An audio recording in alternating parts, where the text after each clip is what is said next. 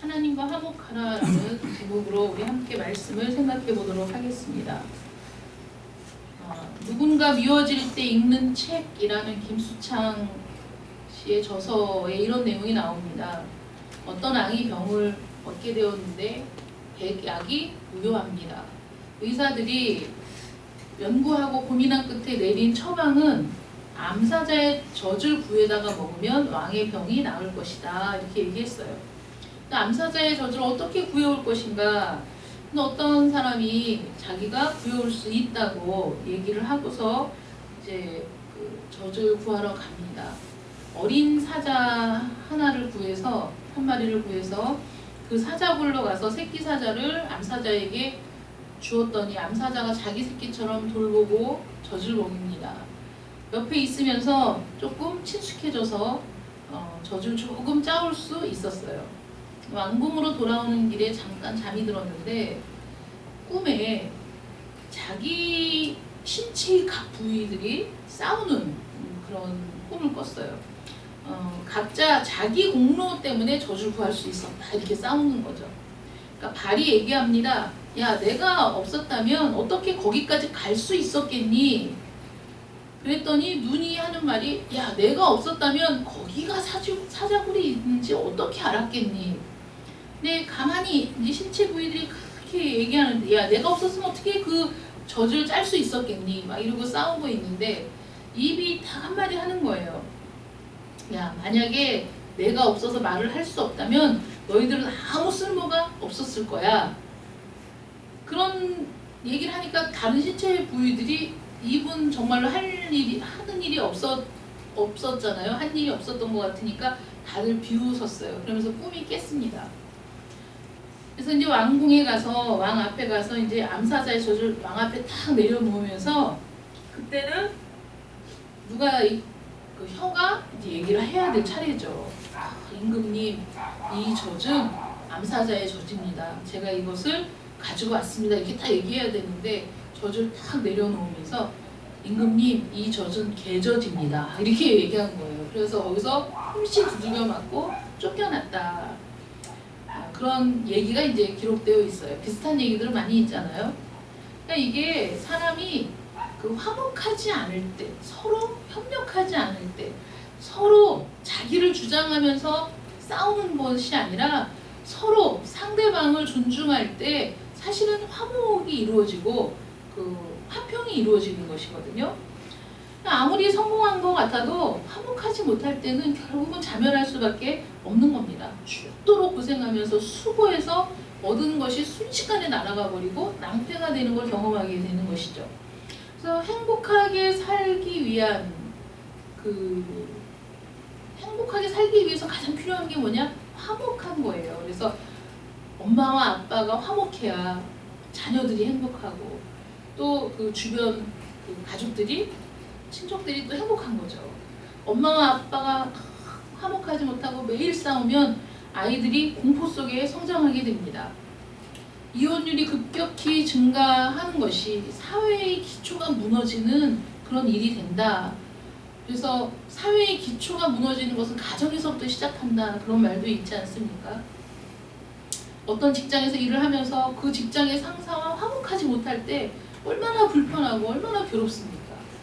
날마다 출근하는 것이 아주 지옥 같은 그런 일이 되는 거죠. 정치계가 화목하지 못하고 늘 반목하고 늘 싸우면 나라 전체가 흔들리고 아주 고통스럽게 되는 겁니다. 세계 도처의 전쟁과 이 갈등이 끊이지 않는 이유도 화목하지 않기 때문이죠. 이 모든 불화의 근본적인 이유가 뭐냐? 이 불화의 근본적인 이유는 사실 인간들이 하나님과 화목하지 않기 때문입니다. 사실은 모든 분쟁의 씨앗은 거기서부터 시작이 되는 거예요. 그래서 에밀 브루너가 이렇게 얘기해요. 기독교적 의미에서 죄라는 것이 뭐냐? 죄의 의미를 이 사람은 어떻게 규정했냐면, 존재 자체를 갈라놓는 분열이 바로 죄다. 하나님과 우리 사이를 갈라놓는 것, 부부 사이를 갈라놓는 것, 이 모든 것이 사실은 죄에서부터 시작이 된다는 것이죠. 예를 들어서 아담과 하와가 죄를 지었을 때 하나님과 분리되게 되죠. 하나님과 떨어지게 돼요. 하나님을 배반하고 하나님과 불화하게 되니까 세상에 저주가 임하고 자연의 화평이 깨어지고, 그래서 온 그 우주가 신음하며 다시 회복될 날을 지금 기다리고 있다. 성경은 이렇게 얘기하고 있거든요. 아내와 남편이 서로 저 사람 때문이라고 죄를 전가하면서 가정에 불화가 생기고, 그렇잖아요. 아담과 하와의 이야기에는 모든 세상의 삶이 사실 다 들어있어요. 딱 문제가 생기니까 남편은 아내를 향하여, 아내는 남편을 향하여 원망하면서 서로 그 죄를 전가하고 더 깊은 분열 속으로 들어가게 되죠. 내 살 중에 살이요, 내 뼈 중에 뼈라고 사랑스럽게 바라보며 고백했던 말들은 이제는 다 온데간데 없어지고 서로를 저주하며 원수 중에 원수로 바뀌게 되는 겁니다. 땅도 가시덤불과 엉겅퀴를 내면서 인간이 땀을 흘려 경작을 해도 이게 내 마음대로 되지 않는 거죠. 한순간에 그 사라져버리는 노력의 대가를 잃어버리는 일들이 비일비재하게 자연세계에서 일어나게 됩니다. 그래서 착취와 억압의 관계로 변하게 되고, 심지어는 유일한 동생인 동생을 쳐 죽이는 최초의 살인이 거기에서부터 시작이 되죠. 하나님과의 화목이 깨어진 인간의 역사는 언제나 전쟁과 비극의 역사였어요. 지금까지. 반면에 이사야서에 하나님과 화목한 세상을 이렇게 묘사하고 있습니다. 이사야 11장 6절부터 8절에 보시면, 그때 이리가 어린 양과 함께 거하며 표범이 어린 염소와 함께 누우며 송아지와 어린 사자가 살찐 짐승이 함께 있어 어린아이에게 끌리며 암소와 곰이 함께 먹으며 그것들의 새끼가 함께 엎드리며 사자가 소처럼 풀을 먹을 것이며 젖먹는 아이가 독사의 구멍에서 장난하며 젖된 어린아이가 독사의 굴에 손을 넣을 것이라.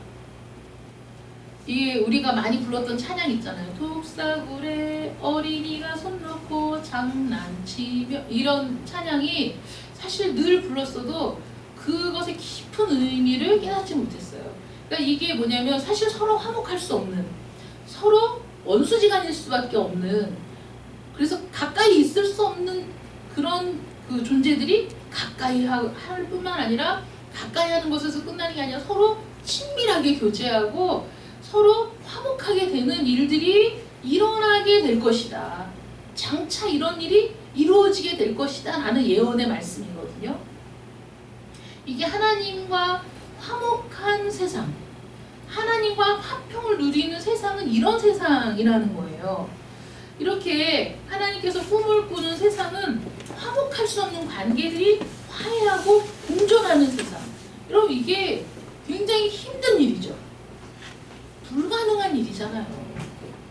불가능하지 않습니까? 이것이 가능하다고 믿는 사람이 아마 없을걸요?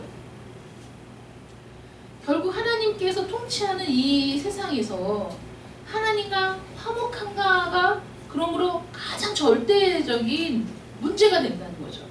어떤 그 세상이 펼쳐진다고 하더라도 이 세상은 끊임없이 발전해왔고 그 문화와 문명이 발전해 왔지만 지금 이 21세기 현실에서도 끊임없이 반목이 이루어지고 전쟁이 일어나고 갈등이 일어나고 서로를 비난하고 그리고 그 서로를 존중하지 않는, 그래서 그 도저히 정말 말로 옮길 수 없는 비난과 비하가 지금도 여전히 이루어지는 그런 세상을 살고 있지 않습니까? 그러므로 더 문명이 발전하고 더 문화가 풍성해지고 사람들이 더 많은 교육을 통해서 깨어난다고 하더라도 근본적인 문제, 하나님과 화목하지 않은 이 세상이 필연적으로 갈 수밖에 없는 그 길은 반목과 질시와 또 불평등과 그 불화와 이런 관계가 지속될 수밖에 없다는 것이죠.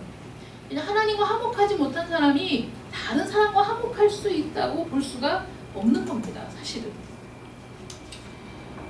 그럼 여러분들은 하나님과 화목한 관계에 있으신가? 나는 하나님과 화목한 관계에 있는가? 나는 하나님과 화목한 사람인가? 그걸 점검해 봐야 되는 거죠. 나는 어떤 사람인가? 그런데 그래서 오늘 말씀의 첫 번째, 그 화목을 시도한 사람이 누구인가요? 먼저 화해를 시도하신 분은 하나님이라는 걸 알아야 돼요. 인간이 하나님을 찾은 게 아니라 하나님이 인간을 찾아오셨고, 인간이 하나님께 화해의 손을 내민 게 아니라 하나님이 먼저 화해의 손을 내미셨다는 거죠. 오늘 본문 말씀 18절 말씀 보시면 모든 것이 하나님께로서 났으며 그가 그리스도로 말미암아 우리를 자기와 화목하게 하시고 또 우리에게 화목하게 하는 직분을 주셨으니 곧 하나님께서 그리스도 안에 계시사 세상을 자기와 화목하게 하시며 그들의 죄를 그들에게 돌리지 아니하시고 화목하게 하는 말씀을 우리에게 부탁하셨다. 그러니까 그리스도로 말미암아 우리를 자기와 화목하게 하셨다. 19절에서도 세상을 자기와 화목하게 하셨다라고 성경은 기록하고 있어요. 세상과 우리가 하나님과 화목할 수 있는 길을 열어주신 게 누구냐? 바로 하나님이시라는 거죠. 하나님은 끊임없이 나는 너희와 화해하고 싶다, 나는 너희와 화목하고 싶다 라고 끊임없이 말씀해 오신 거예요. 흡사 그 집 나간 탕자를 늘 기다리는 아버지의 마음으로 언제든지 돌아오면 언제든지 품어주고 끌어안고 사랑할 충만한 그 마음을 가지고 눈물로 밤을 지새우는 그 아버지와 같이, 그래서 이 아들이 어디 있나 백방으로 알아보고 수소문하며 아들을 찾는 아버지와 같이 하나님께서는 우리에게 돌아오라고, 나는 너와 화목하고 싶다, 나는 너와 화해하고 싶다 라고 늘 말씀해 오셨다는 거예요. 어서 돌아오. 찬양 있잖아. 어서 돌아오, 어서 돌아만 오. 지은 죄가 아무리 무겁고 크기로 주었지 못 감당하고. 그다음 뭐죠? 못 받으시리요. 네? 못 받으시리요. 못 받으시리요. 못 받으시리요. 우리 주는 날마다 밤새 기다리신다오. 그 찬양의 가사가 우리 하나님, 아버지 하나님의 마음을 그대로 담고 있는 거죠. 어서 돌아만 와라. 돌아오기만 해라. 네가 아무리 무겁고 큰 죄를 지었다고 해도 내가 어떻게 그것을 받지 못하겠느냐. 오기만 해라. 오기만 해라. 내가 종일 너희에게 손을 벌렸다. 이런 표현도 있거든요. 내가 너희에게 종일 손을 벌렸어. 어서 와서 내 손을 잡으라고. 어서 와서 내 손을 잡으라고 종일 손을 벌리고 있었다는 거죠. 이것이 하나님의 노력입니다. 근데 사실은 화해의 악수를 내밀어야 할 사람은 누구입니까? 용서를 구하고 화해를 요청해야 될 사람은 사실 더 큰 죄를 지은 사람, 그 관계를 깨뜨린 사람, 그 상대에게 상처를 준 사람이 용서를 구하고 손을 내밀어 화해를 요청해야 되는 거죠. 그런데 죄는 우리가 지었는데 하나님께서 그 가슴을 치며 눈물을 흘리시며 종일토록 우리에게 손을 내밀고 계시면서 내게 와서 내가 내민 손을 잡으라고 그렇게 말씀하신다는 거예요. 그래서 요한일서 4장 10절에 보면 사랑은 여기 있으니 우리가 하나님을 사랑한 것이 아니요 오직 하나님이 우리를 사랑하사 우리 죄를 위하여 화목제로 그 아들을 보내셨음이니라. 이게 말씀하시죠. 그러므로 하나님을 닮아가는 사람, 하나님의 사랑을 닮아가는 사람은 먼저 화해의 손을 내밀 수 있는 사람이어야 된다는 거예요. 저 사람이 먼저 시비를 걸었다, 저 사람이 먼저 잘못을 했다 라고 상대방의 잘못을 계속 들추어내다가는 화해는 저 멀리 가버리게 되는 거죠. 그래서 이제는 내가 먼저 화해의 손을 내밀어야 되겠다, 이렇게 결심을 해야 됩니다. 수많은 사람들이 교회를 떠나서 방황하면서 몇 년, 10년, 20년 지나고 나서도 그 마음의 상처가 가시지 않아가지고 내가 교회를 다녔었는데 지금 교회를 다니고 있지 않다. 사실 그냥 안 다닌 게 아니라 거기 누구 미운 사람이 있는 거죠. 나를 괴롭게 한 사람이 있는 거예요. 도저히 이해할 수 없는 사람, 도저히 사랑할 수 없는 사람이 있었다는 거죠. 그 자리에. 그래서 내가 더 이상은 교회를 나갈 마음이 없어졌어. 더 이상은 내가 교회를 다녀야 될 필요를 못 느꼈어. 그래서 교회를 떠난 사람들이 많이 있습니다. 우리는 그런 사람이에요. 누가 나를 괴롭게 하고 누가 나를 힘들게 하고 누가 내 마음을 아프게 하면 그러면 나는 그 사람과 관계를 끊어버리고 그 장소도 싫고 그 사람이 있는 곳도 싫어서 내가 떠나버리는 게 우리잖아요. 그런데 하나님의 마음을 그렇게 아프게 하고 하나님이 베풀어 주신 모든 것들을 다 배신하고 그리고 하나님께 등을 돌린 사람들에게 하나님 먼저 와서 두드리시고 손을 내밀고 기다리고 계시며 언제든지 돌아오기만 하면 내가 너의 모든 죄를 다 용서하고 그리고 너와 내가 좋은 관계를 유지할 수 있다, 좋은 관계를 회복할 수 있다 라고 손을 먼저 내미셨다는 거예요. 그래서 하나님을 생각하면 못할 게 뭐 있어요. 내가 그렇게 큰 사랑을 받았는데 내가 할 수 있는 작은 사랑을 베풀지 못할 게 뭐가 있겠습니까? 제가 지금 말씀드린 이거에 대한 이해가 그거잖아요. 임금님에게 빚을 져서 이제는 감옥에 갇히게 생겼고 가족들도 다 노예로 팔려버릴 그 상황에서 그 사정을 듣고 불쌍히 여긴 임금이 그 신하의 모든 빚을 탕감해 주었다.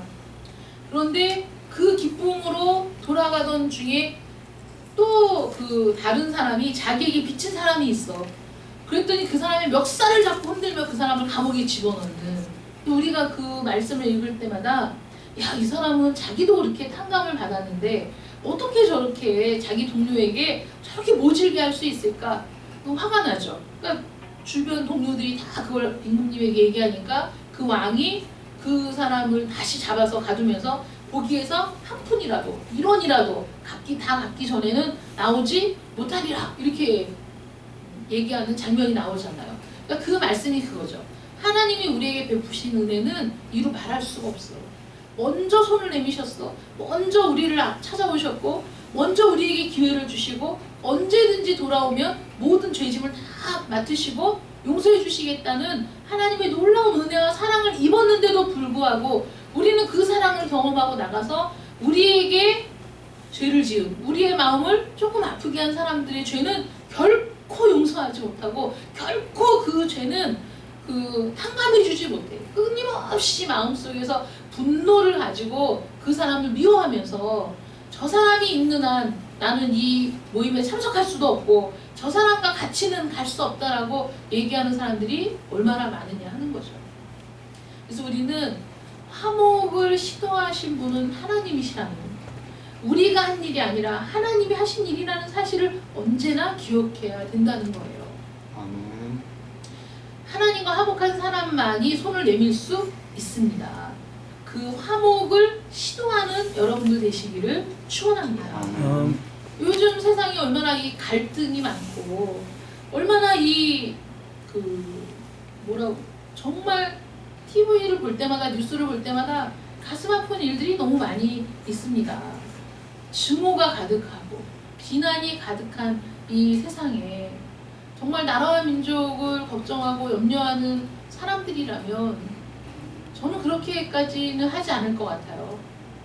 하나님께서 화목의 시도자이시고 처음으로 화해를 먼저 요청하신 분이 하나님이시고 우리는 그 하나님을 따라서 우리 역시도 그 화목을 먼저 시도하는 자가 되어야 한다면 하나님이 그리스도를 통해 우리와 하나님을 화목하게 하시고 세상과 하나님을 화목하게 하시고 이 세상에 우리끼리도 서로 화목하게 하기를 원하셨다면 우리 그리스도인들은 어디에 가서든지 화목케 하는 자로 살아야 될 줄 믿습니다. 분열시키는 자가 아니라 찢어놓는 자가 아니라 화목케 하는 자가 되어야 돼요. 말도 안 되는 가짜 뉴스로 사람들을 분열시키고 사람들을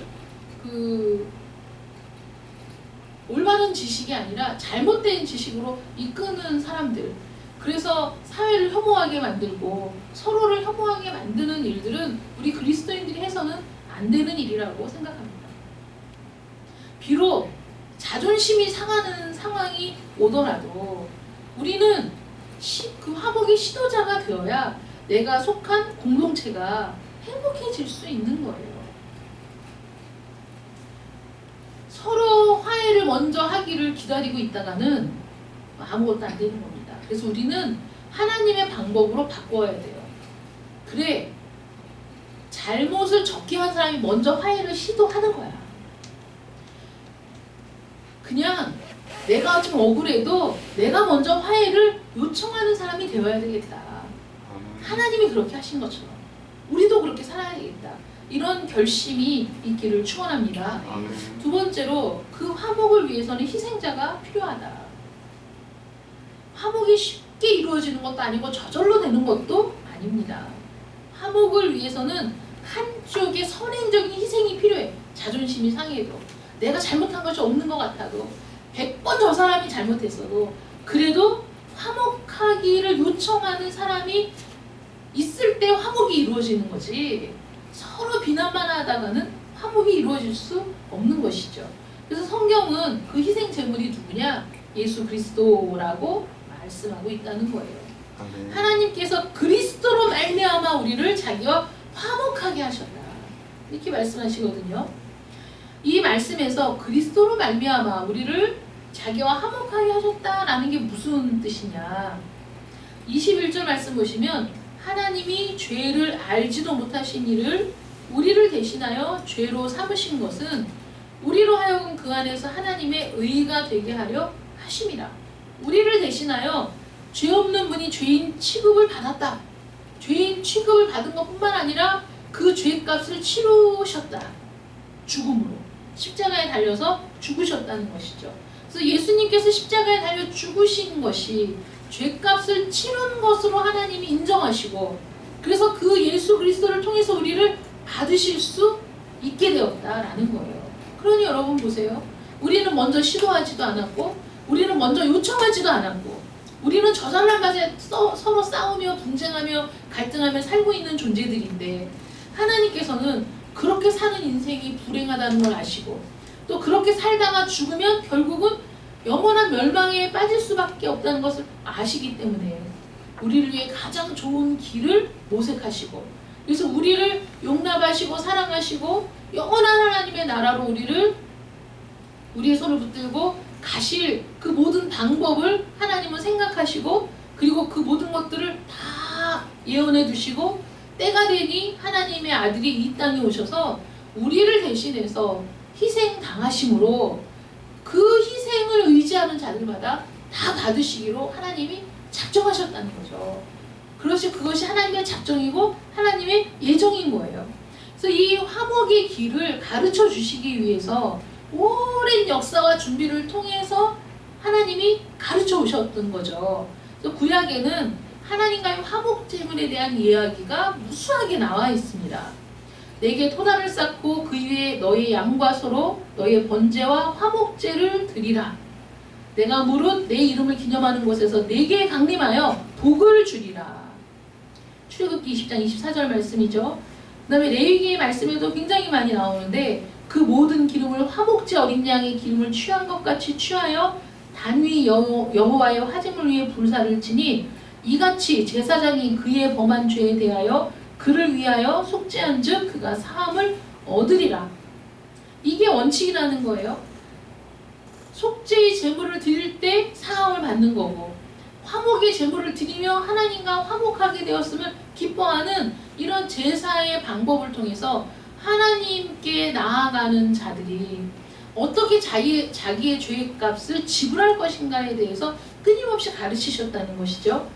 하나님은 이걸 매일 하기를 원하셨어요. 매일. 그래서 매일 화목하기를 원하신 거예요.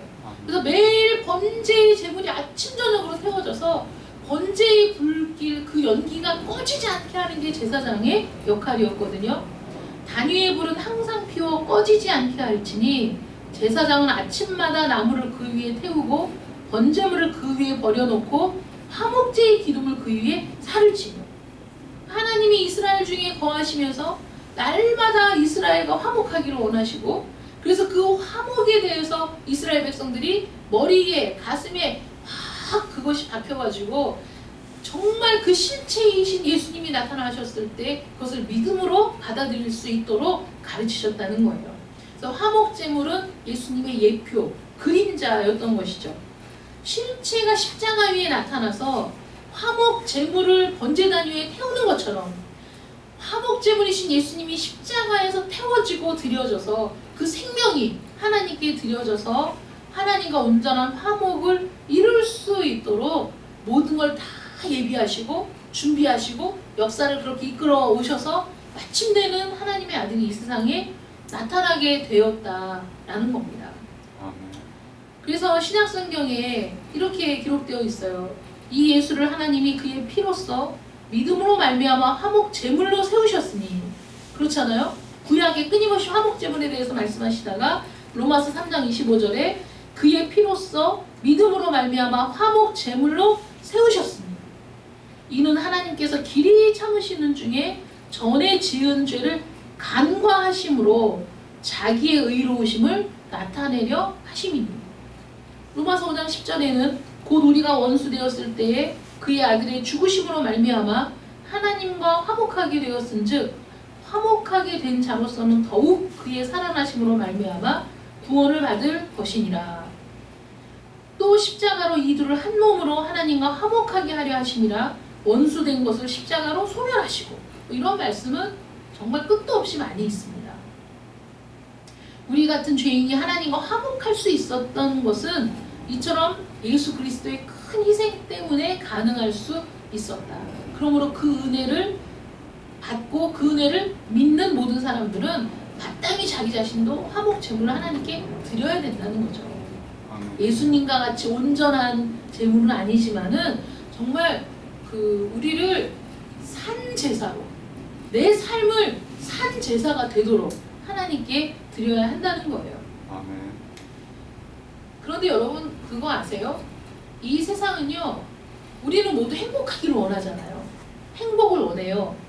불안하고 위험하고 또 내가 속한 공동체가 깨어지는 것을 싫어한다, 그러니까 두려워하거든요. 그래서 이 세상은 희생의 메커니즘이라고 해서 언제나 희생자를 만들어 왔어요. 우리의 역사가. 그래서 어떤 한 사람을 희생자로 몰아서 그 사람에게 모든 걸 덮어씌우는, 전가하는, 그럼으로써 우리가 평화를 누린다면, 그럼으로써 우리의 공동체가 안전하다면, 그럼으로써 우리의 갈등이 없어질 수 있다면, 그러면 어떤 한 사람을 희생자로 만드는 일을 우리는 끊임없이 해왔다는 거예요. 우리 역사는. 그거는 우리 나름의 불완전한 방법이었던 거예요. 왜냐하면 그런 희생자를 통해서 우리가 잠시의 평화, 잠시의 안전, 잠시의 불안을 해소할 수 있는 여지가 된다면 사람들은 누구에게나 잔인해질 수 있었던 거죠. 그래서 희생자를 끊임없이 만들어 왔어요. 여러분 그건 지금도 마찬가지예요. 우리가 가해자보다 피해자를 괴롭히는 이유가 뭐냐? 가해자가 많고 피해자는 적기 때문이에요. 그 피해자 한 사람만 가만히 있어주면, 그 피해자 한 사람만 입을 다물고 있으면, 그 피해자 한 사람만 안전히 밟아버리면, 그러면 잠시 누릴 수 있는 것들을 우리는 잃어버리고 싶지 않기 때문에 피해자를 공격하는 거예요. 끊임없이 일어나고 있는 이 잘못된 희생자 메커니즘은 우리의 죄악에서부터 나오는 겁니다. 우리 모두의 죄악, 하나님과 화목하지 못한 사람들의 죄악. 그래서 어떻게든지 우리의 힘으로 화평을 누리고자 하는 잘못된 욕망 때문에 생기는 것이 희생자 메커니즘이거든요. 그런데 하나님은 그런 방법을 사용하지 않으세요. 하나님께서 누군가 한 사람을 희생자로 만들어서 1년의 평화, 2년의 평화, 10년의 평화를 이룰 수 있다면 하나님이 못하시겠습니까? 그런데 그거는 진정한 평화가 아니기 때문에, 그것은 진정한 화목이 아니기 때문에 하나님께서는 인간적인 모든 방법을 다 배제하시고 죄로 오염된 방법을 다 배제하시고 하나님이 하나님 편에서 방법을 만드신 거예요. 하나님이 하나님 편에서 만드신 방법, 그것은 인간을 동원해서 할 수 있는 일이 없기 때문에 하나님이 독생하신 아들 예수 그리스도를 이 땅에 보내셔서, 그래서 그분이 희생하심으로 하나님과 화목할 수 있는 길을 열어주셨다.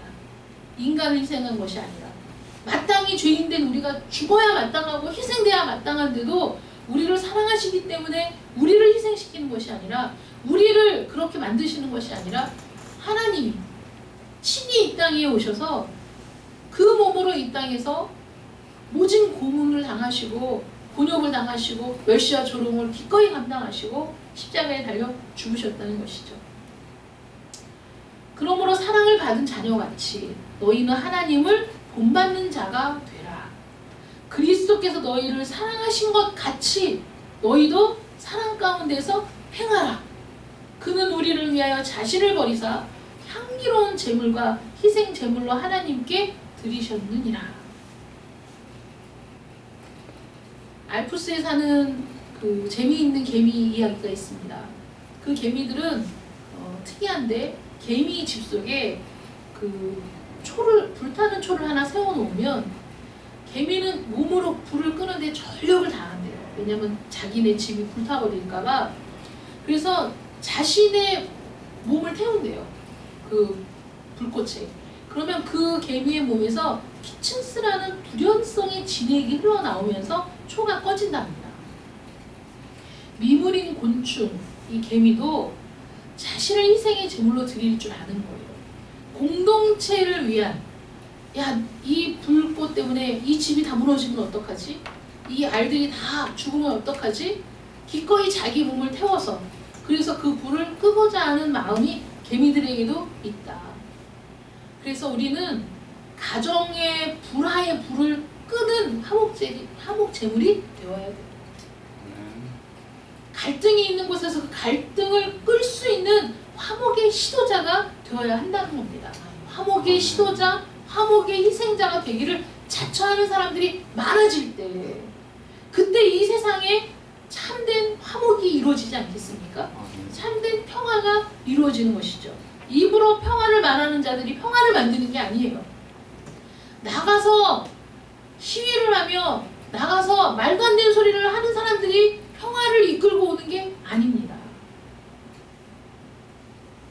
장로님이 기도하신 것처럼 정말 이러다가 교회에서 예배를 드리지 못하는 날이 오는 건 아닌가 싶을 정도로 염려가 되는 상황이죠. 지금 2주간 지금 격상시켰잖아요. 정말 이제는 끝인가 보다, 이제는 정리가 되나 보다 싶으면 이렇게 뻥뻥 터지니 이 국민들의 피로감은 이루 말할 수가 없고, 그리고 너무 안타까운 것은 정말 우리가 예수님처럼, 하나님처럼 화목의 시도자가 되고 화목의 희생자가 되기를 자청하면서 우리가 하나님을 닮은 사람으로, 하나님을 본받는 사람으로 살기를 원한다면 우리는 이 세상에서 화목해 하는 자로 살아야 된다는 거죠. 이 세상과 하나님 사이에서 이 세상과 하나님을 화목해 하는 자가 되는 것, 그래서 우리가 전도하는 거지. 여러분 그렇지 않습니까? 나만 구원받고 나만 하나님과 화목을 누리고 나만 평안하면 되지, 굳이 나가서 전도를 해야 될 필요가 뭐가 있을까? 괜히 싫은 소리 들어가며 괜히 안 좋은 소리 들어가며. 그런데 우리가 은혜를 입고 하나님의 말씀을 읽고 하나님과 교제하다 보니 정말 세상 사람들에게 필요한 것은 하나님과 화목하게 되는 것이 가장 필요한 일이다 라는 것을 우리가 알게 되고, 내가 하나님과 화목하게 됨으로 누리는 이 평안과 이 기쁨을 내가 사랑하는 사람들도 누리면 좋겠다라는 간절함 때문에 전도하는 것이고, 그리고 하나님이 죄인된 우리에게 기꺼이 손을 내밀어 주시고 그 하나님과 화목할 수 있는 길을 만드셔서 우리에게 그 길을 제시하시고, 누구든지 오기만 하면, 누구든지 내 손을 잡기만 하면 누구든지에게 열어놓으신 그 길에 우리가 친히 먼저 은혜를 받은 사람으로서 다른 사람과 하나님을 화목하게 하는 자로 살아가는 것이 우리의 사명이라는 사실을 깨닫게 되었기 때문에 전도하게 된다는 거예요. 아멘. 그래서 세 번째로 우리는 화목의 사명자로 살아가야 한다는 것이죠. 디도서 2장 14절 말씀 보시면, 그가 우리를 대신하여 자신을 주심은 모든 불법에서 우리를 속량하시고 우리를 깨끗하게 하사 선한 일을 열심히 하는 자기 백성이 되게 하려 하심이라. 선한 일을 열심히 하는 자기 백성. 그런 사람들이 되라고 우리를 속량하시고 우리를 깨끗하게 해 주셨다 하는 거예요. 그래서 우리를 대신해서 죽으셨다. 대신이라는 말이 너무 감사한 거예요. 제가 지난 주간에 그 대신 죽으셨다. 대신. 나 대신. 나 대신 불행의 자리. 나 대신 눈물의 자리. 나 대신 고난의 자리에 친히 들어가 주신 분이 누구냐? 예수님이신 거죠.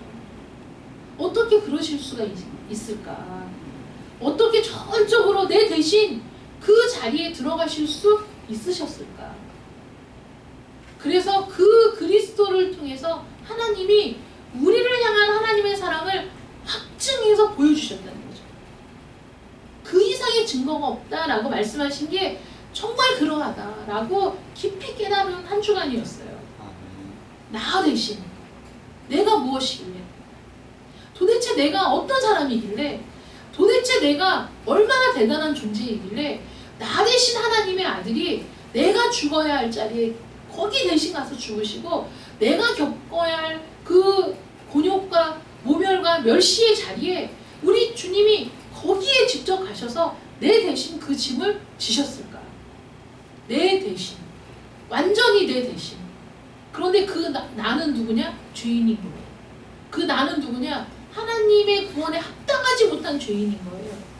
그런데도 불구하고 나를 대신해서 십자가를 지신 예수님의 은혜를 생각하니, 야, 이게 웬 은혜인가? 이게 웬 사랑인가?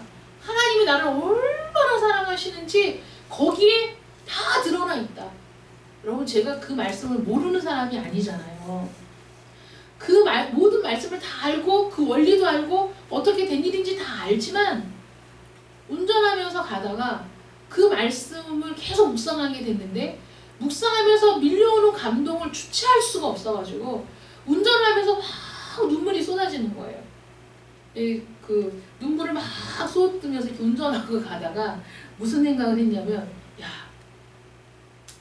이렇게 차 안에서 막 눈물을 흘리는 게 혼자서 이제 좀 민망하잖아요. 야, 막 눈물이 멈추진 않아요. 눈물을 줄줄 흘리다가 뭔 쓸데없는 생각을 했냐면, 이러다가 교통경찰한테 만약에 뭔가 저기에서 걸렸는데 내가 이렇게 눈물을 줄줄 흘리면서 차 문을 내리면 그 경찰관이 보고 야, 무슨 큰일이 났나 보다 하고 그냥 보내줄 수도 있겠다. 뭐 이런 생각이 들 정도로 눈물을 막 줄줄 흘리면서 대신 죽은 그 주 예수의 그 사랑에 대해서 정말 깊이 느꼈던 그 순간이었던 거죠. 나를 대신해서 자신을 주신 그 사랑. 그러므로 우리가 그 사랑과 그 은혜를 경험했을 때 나도 주님처럼 살아야 되겠다. 나도 주님처럼 내 자신을 들여 정말 세상과 하나님을 화목하게 할 수 있다면 그 일을 해야 되겠다. 이 얼마나 놀라운 직책인가, 이 얼마나 영광스러운 직분인가, 그것을 잊지 마시기를 축원합니다. 나는 그리스도의 대사, 나는 그리스도의 사신. 사신이라는 말은 대사라는 뜻이잖아요. 그 대사는 자기의 생각을 말하는 사람이 아니고 자기의 이익을 위해 그 나라에 가는 사람이 아니라 오직 대한민국의 그 뜻과 의지와 대한민국의 발전과 대통령의 의지와 또 국민들의 염원을 가지고 그 지명하는 땅에 가서 미국에 가든 영국에 가든 일본에 가든 필리핀을 가든 어디를 가든 그곳에서 대한민국을 대신하는 사람으로 사는 거죠. 대한민국을 대표하는 사람으로 사는 게 대사입니다. 그러므로 우리가 하나님의 대사, 전권 대사인 거예요. 우리 주님께 모든 권한을 다 위임하신 하나님이시잖아요. 그래서 하나님이 모든 것을 주셨다. 이렇게 예수님이 말씀하시는데 우리는 그 예수 안에서 그 모든 권한을 위임받은 사람으로 전권 대사로 살고 있다는 사실을 잊지 마시기 바랍니다. 그러므로 그 일을 감당하고자 할 때 하나님이 은혜를 주시고 능력을 주시는 거예요. 그 증거가 뭔지 아세요? 성령을 부어주신 거죠. 그래서 성령을 통해 하나님의 능력으로 일할 수 있도록, 하나님의 은사로 일할 수 있도록 성령을 우리에게 부어주셨어요. 완벽한 지지, 넘치는 지지를 우리에게 보내고 계시는 거예요. 그냥 너 가, 이게 아니고 대사를 보낼 때는 대사관도 짓고 그리고 거기 필요한 모든 것을 다 공급해주고 그렇게 하는 거잖아요.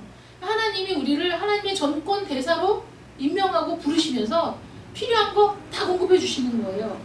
필요한 걸 언제 공급해 주셨어요? 성령을 통해. 구하지 않을 뿐이지. 구하라 받으리라 말씀하시잖아요. 아멘. 두드리라 열릴 것이다. 찾으라 찾을 것이다. 성령 안에서 이루어질 일들에 대해서 말씀하셨잖아요. 그러므로 성령을 주신 하나님은 우리에게 전권을 위임하셨을 뿐만 아니라 그것을 감당할 수 있는 은혜도 주시고 능력도 주신 줄 믿으시기 바랍니다. 아멘. 그러므로 우리는 하나님의 화목케 하신 명령을 준행하는 자로 이 땅에서 살아가야 한다는 것이죠. 하나님과 화목하라. 하나님과 화목하라. 우리 이렇게 외치는 자가 되어야 됩니다. 모든 불행, 모든 갈등, 모든 난목, 원수가 되고 분쟁하고 전쟁하고 이런 모든 일들은 결국은 하나님과 화목하지 못하기 때문에 이루어진 일이다. 이 세상에서 끊임없이 희생자를 만들어내도 진정한 평화를 얻을 수 없어.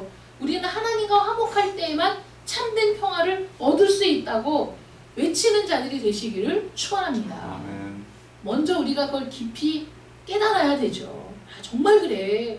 하나님과 화목하지 않고는 이런 일이 있을 수 없어. 그래서 여러분들의 가정에서도 여러분들은 화목해하는 자로서 하나님의 대사로 살아가는 거예요. 먼저 손을 내미는 거예요. 먼저 미안하다고 용서를 구하는 거예요. 먼저 사랑한다고 고백하는 거예요. 그런 가정이 행복하지 않을 수가 없는 거죠. 그런 가정, 그런 은혜를 누리는 가정. 그래서 가정이 평화를 누리고 가정이 그런 행복을 누리고 그런 가정들이 많아질 때 사회의 기초가 든든해지고 그런 사람들이 많아질 때 사회가 더 행복을 누리게 되는 그런 일이 이루어지는 겁니다. 우리의 방법대로 희생자를 만들어내는 세상이 아니라 오직 우리에게 필요한 단 하나의 희생자 예수 그리스도의 희생으로 말미암아 우리 모두가 하나님과 화목하게 되었다는 사실을 잊지 마시고 그 화목을 누리며 그 화목을 선포하며 승리하는 여러분들 되시기를 축원합니다. 아멘. 기도하겠습니다. 사랑의 하나님 감사합니다. 세상이 어지럽습니다. 수많은 사람들이 뛰쳐나오고 자기의 목소리를 드높입니다. 하나님 어떤 것이 정의인지 어떤 것이 옳은 길인지 우리도 헷갈립니다.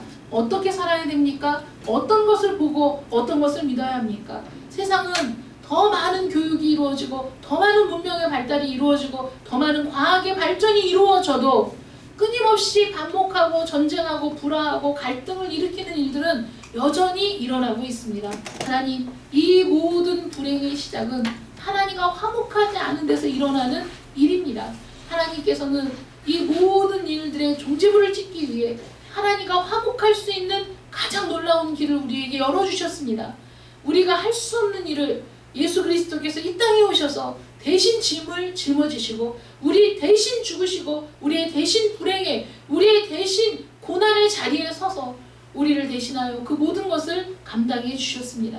우리 주님께서 희생자로 우리 앞에 계신 것을 잊지 않도록 도와주시고 그 주님을 따라가며 하나님과 진정한 화평을 누리며 그리고 우리 역시 이 세상에서 그 화목을 시도하는 자로 또 화목의 희생제물로 또 그 화목을 선포하는 자로 사랑하는 자들 되게 하여 주시옵소서. 아멘. 먼저 우리의 가정이 화목하게 하시고 우리의 자녀와 부모 사이가 화목하게 하시며 우리가 만나는 모든 이들에게 화목해 하는 자로 살아갈 수 있도록 도와주시고 더 나아가서 우리나라 이 민족 온 세계에 이르기까지 화목을 선언하는 자들이 될 수 있도록 인도하여 주시옵소서. 아멘. 날마다 하나님의 나라가 확장되는 일에 쓰임받는 저희들 되게 해주실 것을 믿사옵고 예수님의 이름으로 기도드립니다. 아멘. 아멘.